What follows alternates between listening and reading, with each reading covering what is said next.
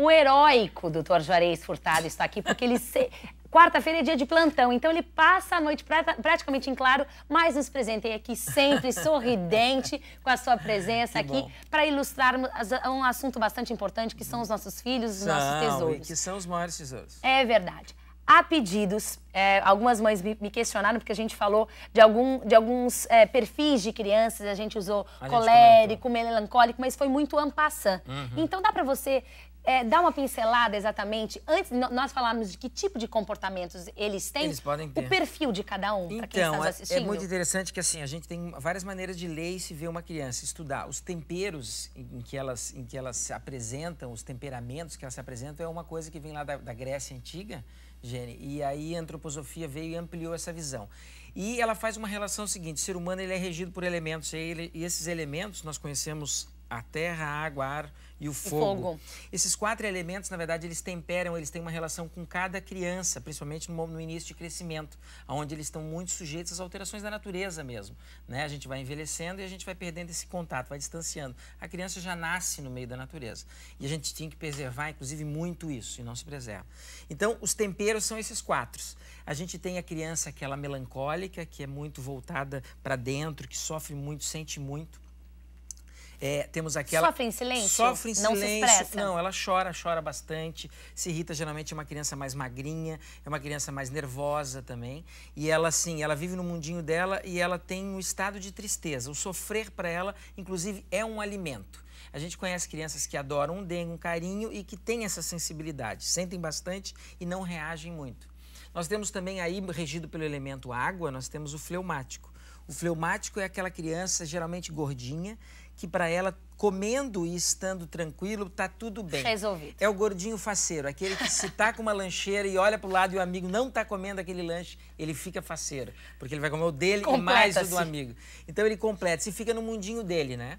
E aí nós temos também o elemento água, nós temos aí o sanguíneo, que não para, é aquele que tá serelepe. É o hiperativo de hoje, que um monte de crianças recebem aquele carimbinho a 1000 e, na verdade, são sanguíneos que estão muito, digamos assim, é muito vento dentro deles, né? Dentro da visão da antroposofia dos gregos. É muito ar, porque eles estão sempre nesse movimento. O sangue, na verdade, leva o ar. Então, a gente tem aí o nome de sanguíneo. Sim, é aquele daí que sente, esse nome. Ele age bastante e não sente nada. E aí nós temos o colérico, que justamente regido pelo fogo, é aquele que pega fogo, Gene. Ele pega fogo. E pega fogo mesmo no sentido de reagir bastante e sentir bastante. Então, eu costumo ter uma brincadeirinha que a gente, assim, dá para se entender os temperamentos. É muito pouco tempo a gente falar sobre isso. A gente, em palestras, fala isso estendidamente, para ter uma maneira de ver o seu filho. E aí, os temperamentos seguintes, nós temos 4 crianças que estão indo para a escola. O primeiro chega e se depara com uma pedra na frente do caminho. E aí ele senta no canteiro e começa a chorar e fala: meu Deus, pô, eu tinha uma prova hoje, eu vou perder, vou deixar de ver, que a professora vai ficar indignada. Senta e entra naquela sofrimento. Entra na dor. Entra na dor.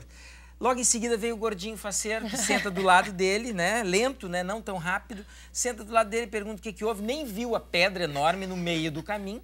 Só tá vendo a lancheira. A lancheira do lado.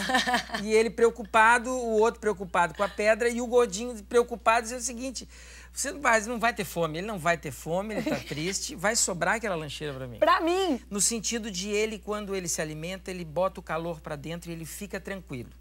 É uma criança também muito introspectiva, que precisa muito a gente chegar junto nela. São crianças que, as duas, por exemplo, não podem com palmadas ou não podem com muita energia. Nós temos que entrar com muito amor, é o oposto. Sim. Então, essas que sofrem, eu preciso fazer isso, né? Tirar isso. Aí tem várias maneiras de como a gente entrar nessas crianças. Nós temos o sanguíneo que chega, olha aquela pedra e fala assim: meu Deus do céu, mais uma brincadeira. E pula e corre, desce, olha os dois lá embaixo, estão chorando, o outro está comendo o lanche do outro, e ele sobe, desce, pula. E aí, assim, naquela bagunça, quando de repente chega o colérico, um baixinho atarracado, né? Napoleão, inclusive, era um grande colérico. Hitler era um grande colérico. Jesus. E tu vê, a cólera, ela tem o seu lado ruim e o seu lado bom. Tu vê, eles conquistaram, todos eles? Eles conquistaram o mundo. Então tem um aspecto da perseverança no colérico. Só que o colérico é o único que a gente tem que chegar para ele e segurar firme. O único não, mais. Segura firme e diz assim: filho, isso não é para se fazer. A mãe não gosta, o papai não gosta disso. E assim, é a última vez que eu vou chamar a tua atenção. E sai. Aí ele pega aquilo, senão ele não pega. Se você disse, ô filho, não faz isso, meu filho. Ele ri, sapateia. Ele ri da tua cara. Ele ri.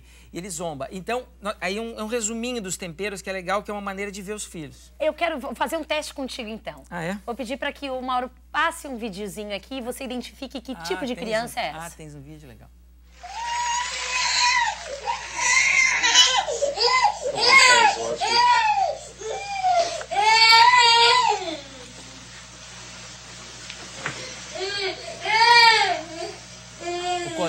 Sapateando, fazendo a birra, dizendo, porra, você não...